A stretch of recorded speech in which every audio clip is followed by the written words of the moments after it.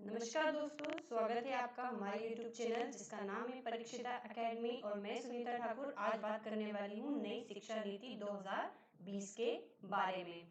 हम जानते हैं सभी कि हाल ही में जो है भारत में 34 साल बाद स्वतंत्र भारत मतलब स्वतंत्रता के बाद के 34 साल बाद नई शिक्षा नीति जो है लागू की गई है। तो आइए इस शिक्षा नीति से संबंधित सभी तथ्य को और इसकी संरचना को समझते हैं। तो सबसे पहले हम स्टार्ट करेंगे कि इसके क्या महत्वपूर्ण पॉइंट है। तो सबसे बड़ी बात यह है कि इस समिति की का जो है 29 जुलाई 2020 को मानव संसाधन विकास मंत्री रमेश पोखरियाल निशंक द्वारा नई शिक्षा नीति की घोषणा की गई है। आजकल एग्जाम का ट्रेंड हो चला है एग्जाम पर्टिकुलर डेट भी पूछने का, इसलिए हमने यहाँ पर मेंशन कर रखा हुआ है। दैट मीन आपको ये याद रखना बहुत ज़रूरी है। तो 29 जुलाई जो जिस दिन क्या होता है, इंटरनेशनल टाइगर डे होता है, उस दिन मानव संसाधन विकास मंत्री रमेश पोखरियाल निशंक द्वारा नई शिक्षा नीति की घोषणा की गई थी। भारत की पहली शिक्षा नीति जो है कब लागू की गई थी, तो ये पहली शिक्षा नीति जो है 1968 में इंदिरा गांधी की सरकार में कोठारी आयोग की अनुशंसा पर आई थी। ठीक है, पहली शिक्षा नीति।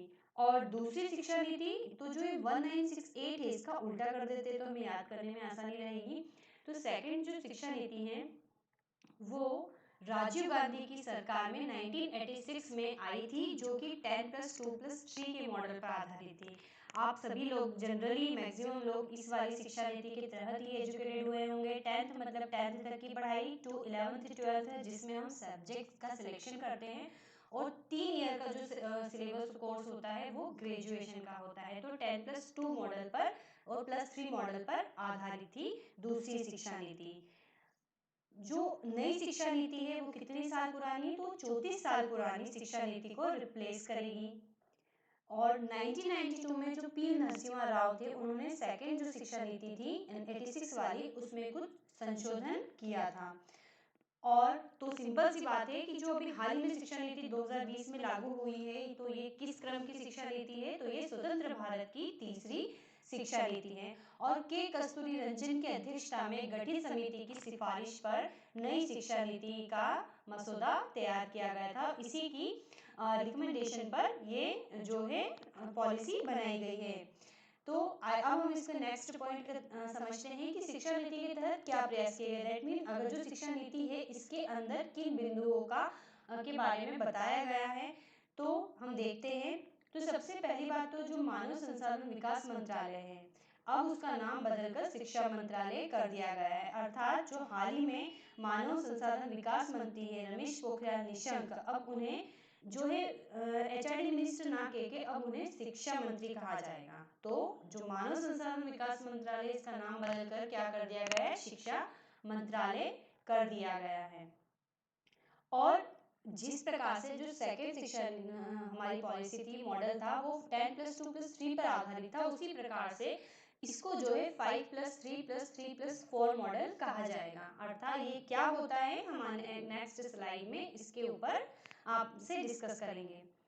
और नई शिक्षा नीति में मोस्ट इम्पोर्टेंट फैक्टर है जिसके बारे में पूछा जा सकता है कि जो नई शिक्षा नीति है इसमें शिक्षा पर GDP का 6% खर्च करने का लक्ष्य रखा गया है, जो वर्तमान में कितना है 4.43% है। तो 6% जो है इसका टारगेट रखा गया है। नई शिक्षा नीति के तहत जो 2030 तक है स्कूल शिक्षा में 100% GERE मतलब ग्रोस एनरोलमेंट रेशियो के साथ माध्यमिक स्तर पर एजुकेशन फॉर ऑल करने का लक्ष्य रखा गया है। क्योंकि हमारे भारत में जो है शिक्षा में जो मतलब जो स्टार्टिंग में जो फर्स्ट क्लास में एडमिशन होते हैं, धीरे धीरे जो हायर लेवल पर जाते हैं तो उनका रेशियो जो होता है कम हो जाता है। तो कोशिश ये करेंगे कि मैक्सिमम लोग जो है शिक्षा या जो है पर्टिकुलर उच्च शिक्षा के लेवल तक पहुँचे। उच्च शिक्षा में 3.5 करोड़ नई सीटें जोड़ी जाएंगी।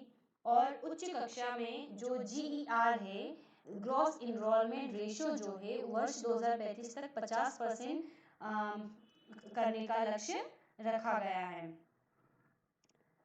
छात्रों की प्रगति के मूल्यांकन के लिए मानक निर्धारक निकाय के रूप में परख नामक एक नए राष्ट्रीय आकलन केंद्र की स्थापना की जाएगी। नई शिक्षा नीति का जो लक्ष्य है वो 2030 तक 3 से 18 आयु वर्ग के प्रत्येक बच्चे को गुणवत्तापूर्ण शिक्षा को प्रदान करना है। और सबसे इम्पोर्टेंट फैक्ट ये है कि हमें पता है यूजीसी का नाम आपने सुना होगा, एआईसीटीई और एनसीटीई को हटाकर हैकी यानी कि Higher Education Commission of India का निर्माण किया जाएगा। तीनों बॉडी की प्लेस पर एक बॉडी लाई जाएगी। सब और मोस्ट इम्पॉर्टेंट फैक्ट है कि नई शिक्षा नीति जो 2020 में लागू हुई है उसको जो है लागू करने वाला देश का पहला राज्य कौन है, तो वो है हिमाचल प्रदेश। अब हम 5+3+3+4 मॉडल को समझते हैं।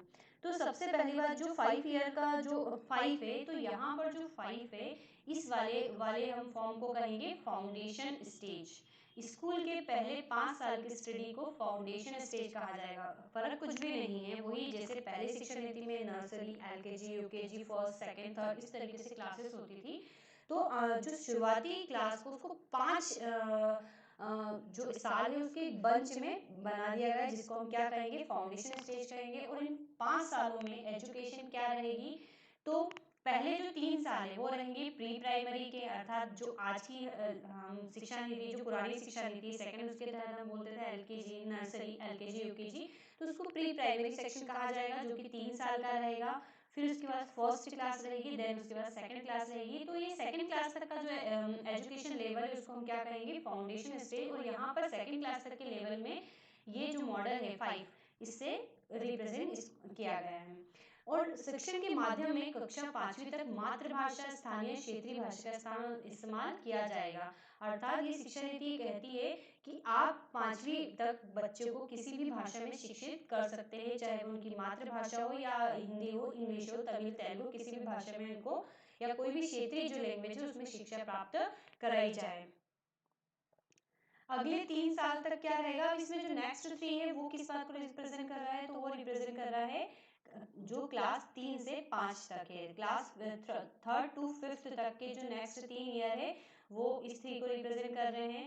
फिर मिडिल सेक्शन रहेगा, मिडिल स्टेज रहेगा जो कक्षा 6ठी से 8वीं तक रहेगा। और नेक्स्ट जो 4 ईयर है वो कक्षा 9th से 12th तक रहेंगे। सबसे स्पेशल बात, जो सब्जेक्ट का चयन है वो 9th क्लास से ही किया जा सकेगा। अभी तक हम क्या करते थे, 10th तक सारी खिचड़ी पढ़ते थे और 11th से जो है पर्टिकुलर सब्जेक्ट का चयन करते थे। लेकिन अब 9th क्लास से ही जो सब्जेक्ट है उसको चुनना पड़ेगा। इससे क्या होगा, जो पर्टिकुलर जो सब्जेक्ट है उसमें डीप नॉलेज जो है बनेगा। ये जो शिक्षा नीति का एक बहुत ही इंपॉर्टेंट पॉइंट है। 6th कक्षा से जो है वोकेशनल कोर्स शुरू किए जाएंगे। और कॉलेज के बारे में क्या है, तो जनरली जो हमारा पहले का मॉडल था 10+2+3 मॉडल, उसमें कॉलेज भी ऐड हो गया था। अब जो 5+3+3+4 मॉडल कहा गया है उसमें जो है स्कूल एजुकेशन आ गई। कॉलेज एजुकेशन में क्या ऐड करा गया है, तो अभी तक जनरली अगर बीएससी, बीए या बीकॉम कर रहे थे, अगर हम जो इंजीनियरिंग डिग्री की बात ना करें तो वो 3 साल का होता था। तो नई शिक्षा नीति के अनुसार शोध करने वालों को बैचलर डिग्री में 4 साल लगेंगे। अब अगर 1 साल का कोर्स छोड़ेंगे तो सर्टिफिकेट मिलेगा, 2 साल के कोर्स पर डिप्लोमा मिलेगा, 3 साल के कोर्स पर डिग्री प्राप्त होगी, जनरली जैसा होता था अभी तक।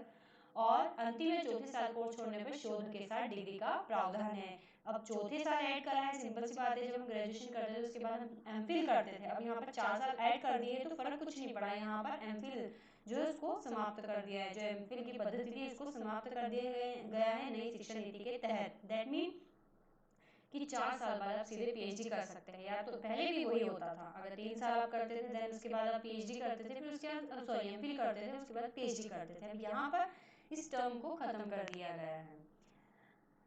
अब तो हमने यहाँ पर जो शिक्षा नीति के तहत सारी बातें को अच्छे से समझा है। तो यदि आपको फ्रेंड्स हमारा वीडियो पसंद आया है तो हमारे चैनल को सब्सक्राइब कीजिए, लाइक कीजिए और शेयर कीजिए। और हमारा वीडियो पसंद आए तो इसे शेयर ज़रूर कीजिएगा। Thank you.